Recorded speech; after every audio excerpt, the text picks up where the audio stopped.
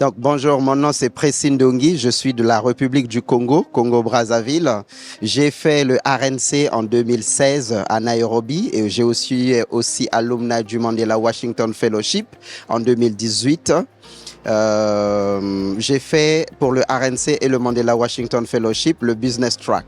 Alors, ce qui m'a motivé de postuler au YALI, c'est parce que j'avais des amis qui avaient déjà fait participer au programme YALI et qui avaient des très bons résultats en République du Congo. Et donc, moi, j'avais des idées d'entreprendre, mais je ne savais pas comment concrétiser ces idées d'entreprise. Alors, lorsque les applications étaient ouvertes, j'ai postulé pour devenir donc un membre de YALI. La chance m'a souri. J'ai été sélectionné d'abord au centre régional du Kenya. Je suis allé faire la formation pendant à peu près un mois ou deux. Et ensuite, l'année qui suivait, j'ai postulé pour le Mandela Washington Fellowship et je suis allé aux USA.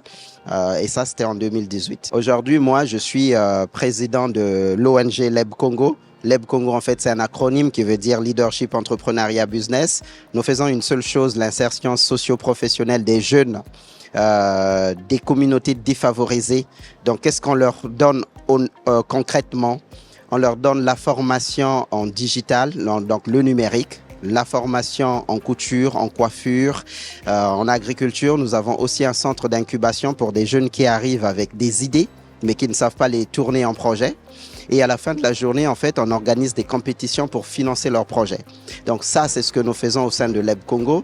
Et la bonne question, et ce que nous avons quand même réussi à faire dans notre ONG, c'est que l'ONG a commencé en 2017. Et une année après, à la tête de cette organisation, je me suis rendu compte qu'une ONG ne pouvait pas vivre pendant longtemps sans avoir sa propre source de revenus. Donc, ce que nous avons fait, c'est d'acheter une franchise d'une société américaine qui s'appelle Franklin Covey, et qui est vraiment connue aux USA. Mais du coup, nous avons acheté la franchise pour représenter Franklin Covey en Afrique centrale. Ça nous a permis de vendre des formations dans les grands groupes et certifiés comme OMS, Total, MTN. Et 20% de nos revenus sont versés dans notre ONG pour continuer à soutenir les jeunes, les projets des jeunes. Ça, c'est une première innovation. Deuxième chose, nous avons pu construire une école. Et aujourd'hui encore, cette année, nous avons 500 élèves, plus de 500 élèves. Parmi les 500, il y a la moitié qui paye, la moitié ne paye pas. Ceux qui ne payent pas viennent des familles défavorisées, mais du coup, il faut une éducation pour tous. Et on le fait exprès, ils arrivent. Et il y a l'autre moitié qui paye et ça permet de couvrir les fonds. Donc ça nous permet, au-delà d'aller lever les fonds auprès de USAID, de l'ambassade de France au Congo, de l'ambassade des USA au Congo, ça nous permet, nous, d'être autonomes financièrement et de continuer à toucher beaucoup plus de jeunes. Et en 7 ans, ça fait 11 000 jeunes en République du Congo que nous avons accompagnés. YALI, c'est toute ma vie. En fait, moi, j'avais des idées pour aider ma communauté.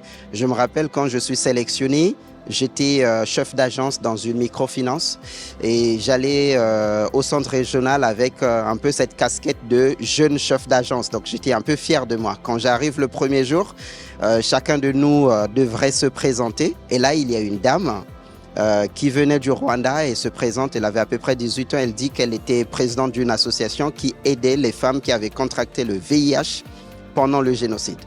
Donc là, je suis étonné, je la regarde en haut, en bas et je me dis comment est-ce qu'elle peut faire et avoir un grand impact comme ça alors que moi, en fait, je me contente de mon salaire. Voilà comment est-ce que le soir même, je n'avais pas pu dormir. L'idée est arrivée, où est-ce que j'avais des compétences, un peu en leadership, un peu. Alors j'ai créé LEB Congo et je suis allé voir un fellow qui était juste à côté de moi pour lui dire, moi j'ai un nom, mais toi tu as des compétences en informatique, crée-moi un logo. Il est de la Tanzanie. Et il est présentement ici à l'Expo. Et donc, il m'a fabriqué un logo.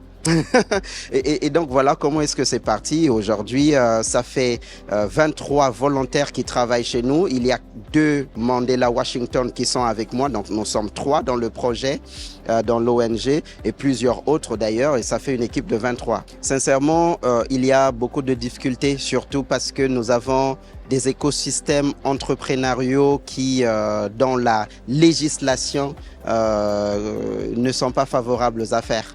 pour nous, les ONG, mais aussi pour nos bénéficiaires. Se formaliser, ça reste un problème. Aujourd'hui, nous enregistrons 300 TPE enregistrés, formalisés. On pouvait faire davantage, mais beaucoup de gens préfèrent rester dans l'informel parce que c'est très compliqué. Donc ça, c'est vraiment le premier challenge. Le deuxième, c'était le financement. Mais avec le financement, je dis ça devient le cadet de nos soucis parce qu'en fait, on a aujourd'hui un modèle qui nous permet d'avoir suffisamment d'argent. J'ai presque envie de dire, si on a une vision, allons-y. Et puis, c'est la vision qui emmène les ressources. Et nous, on fait ce qu'on a à faire et puis les autres choses arrivent et ça permet de balayer un peu la route et on continue la trajectoire. Dans 5 ans, d'abord, en 2027, on va fêter 10 ans. Donc, qu'est-ce qu'on va faire? On va faire cette mini expo à Brazzaville où les 11 000 ou peut-être la moitié va arriver. On va faire des expos, on va appeler tous nos partenaires et on va se réjouir. Ça, c'est 2027 et on y travaille déjà. J'espère que vous viendrez voir. Mais dans 7 ans, nous aimerions avoir au moins 4 incubateurs dans différentes localités du Congo parce qu'aujourd'hui, on est dans les grandes villes, Brazzaville et Pointe-Noire. Maintenant, il faut aller vers là où il y a aussi des besoins à l'intérieur du pays. Et dans notre logo, en fait, c'est l'Afrique, y compris le Madagascar. Notre école aujourd'hui s'appelle Leb International School. On pense bien sûr, on agit localement, mais on continue à penser à comment est-ce qu'on veut internationaliser. Merci, je vais y arriver. Donc, c'est aussi ça, mais déjà au Congo, on veut être présent dans les localités dans lesquelles nous avons déjà identifié les besoins. La prochaine génération, c'est surtout le fait de leur dire que les choses ne seront jamais faciles, mais elles ne sont pas impossibles. Et que quand on a une vision, il faut se lancer. Il ne faut pas attendre que soit tout fait, que les ressources soient disponibles pour se lancer. Il faut y aller avec sa vision et la vision va apporter les ressources. Alors moi, franchement, nous avons un site internet www.leb.org. Nous sommes sur toutes les plateformes réseaux sociaux, que ce soit LinkedIn, Facebook, WhatsApp, et à chaque fois, c'est toujours le même nom, c'est Leb Congo. Pour la page de l'école, c'est Leb International School. Et donc, il suffit de nous rechercher et voilà, les gens vont se connecter à nous.